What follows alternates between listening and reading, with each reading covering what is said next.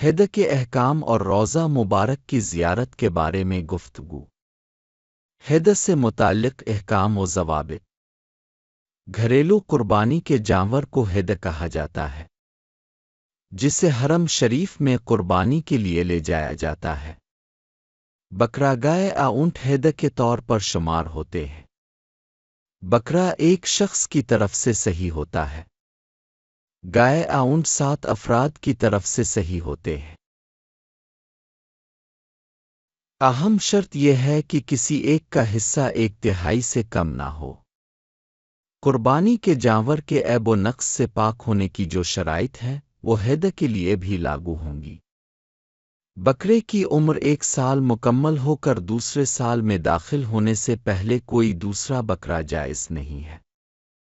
تاہم اس سے دمبے کے بچے کا معاملہ مختلف ہے۔ اگر وہ 6 ماہ سے زیادہ عمر کا ہو اور اتنا موٹا تازہ ہو کہ اسے 1 سال مکمل ہونے والے بچوں کے ریوڑ میں چھوڑ دیا جائے تو موٹا ہونے کی وجہ سے اسے الگ نہیں کیا جا سکتا۔ اس صورت میں قربانی کرنا جائز ہوگا۔ 2 سال مکمل ہو کر تیسرے سال میں داخل ہونے سے پہلے گائے کی قربانی کرنا 5 سال مکمل ہو کر چھٹے سال میں داخل ہونے سے پہلے اونٹ کی قربانی کرنا جائز نہیں ہے۔ قربانی کے دن یعنی 10 ذی الحجہ کو جمرہ عقبہ پر پتھر پھینکنے کے بعد نفل، قرن اور تمتع کی ہدیہ ذبح کی جائے گی۔ دیگر ہدیوں کا ذبح کسی وقت کے ساتھ مشروط نہیں ہے۔ ہر ہدیہ حرم شریف میں ذبح کی جائے گی۔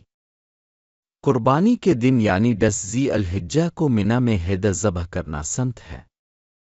اگر ہدیہ نفل، قرن اور تمتع ہو تو ہدیہ کے مالک کے لیے ہدیہ کا گوشت کھانا مستحب ہوگا۔ اسی طرح امیر شخص کے لیے نفل، قرن اور تمتع کی ہدیہ سے گوشت کھانا جائز ہوگا۔ نفل کی ہدیہ راستے میں مرنے کے قریب ہو تو ہدیہ کرنے والا مالک اس میں سے کچھ نہیں کھائے گا اور نہ ہی کوئی دوسرا امیر شخص، بلکہ اس کی قلادہ یعنی گلے کا ہار خون سے رنگین کر کے ذبح شدہ حالت میں چھوڑ دیا جائے گا۔ نظر کی ہدیہ سے ہدیہ کے مالک اور کسی دوسرے امیر شخص کے لیے کھانا جائز نہیں ہے، کیونکہ یہ صدقہ اور فقیر کا حق ہے۔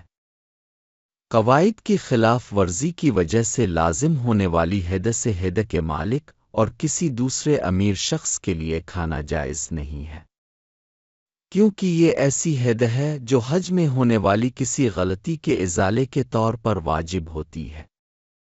نبی کریم صلی اللہ علیہ وسلم کی روضہ مبارک کی زیارت۔ روضہ مبارک کی زیارت کرنا مستحب ہے۔ اس بارے میں رسول اللہ صلی اللہ علیہ وسلم نے ارشاد فرمایا، جو شخص میری قبر کی زیارت کرے گا اس کے لیے میری شفاعت واجب ہو جاتی ہے۔ الترمذی۔ حضرت محمد صلی اللہ علیہ وسلم نے مزید فرمایا، جو شخص بیت اللہ کا حج کرے اور میری قبر کی زیارت نہ کرے اس نے مجھ سے بے وفائی کی۔ الترمذی۔ نبی کریم صلی اللہ علیہ وسلم کی قبر کی زیارت کرنا بہترین مستحب اعمال میں سے ہے۔ اللہ تعالیٰ جسے حج کرنے کی توفیق عطا فرمائے اسے چاہیے کہ حج سے فارغ ہونے کے بعد حج سے پہلے حضور صلی اللہ علیہ وسلم کی قبر کی زیارت کے لیے مدینہ منورہ ضرور جائے۔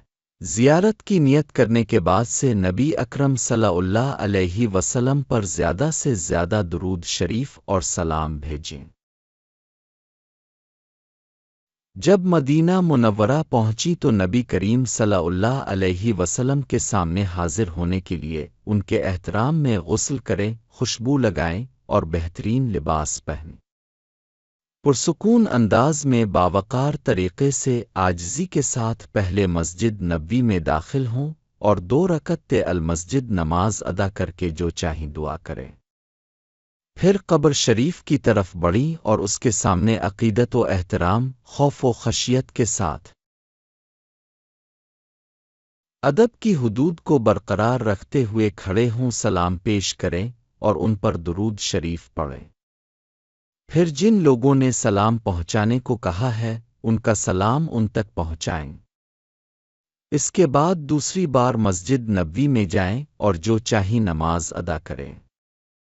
اپنے لیے، والدین کے لیے، تمام مسلمانوں کے لیے اور جن لوگوں نے دعا کی درخواست کی ہے ان کے لیے خوب دعا کریں۔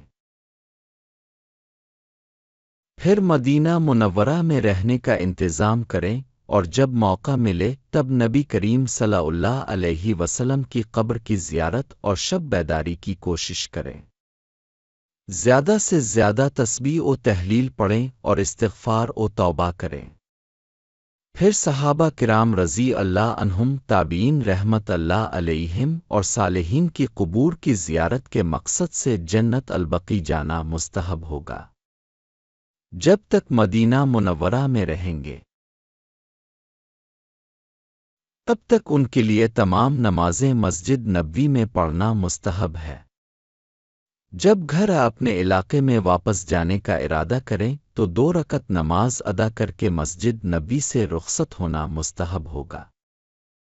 جتنا چاہیں دعا کریں اور رسول اللہ صلی اللہ علیہ وسلم کی قبر پر حاضر ہو کر ان پر درود و سلام بھیجیں۔ پھر رسول اللہ صلی اللہ علیہ وسلم کی جدائی میں روتے ہوئے واپس آئیں۔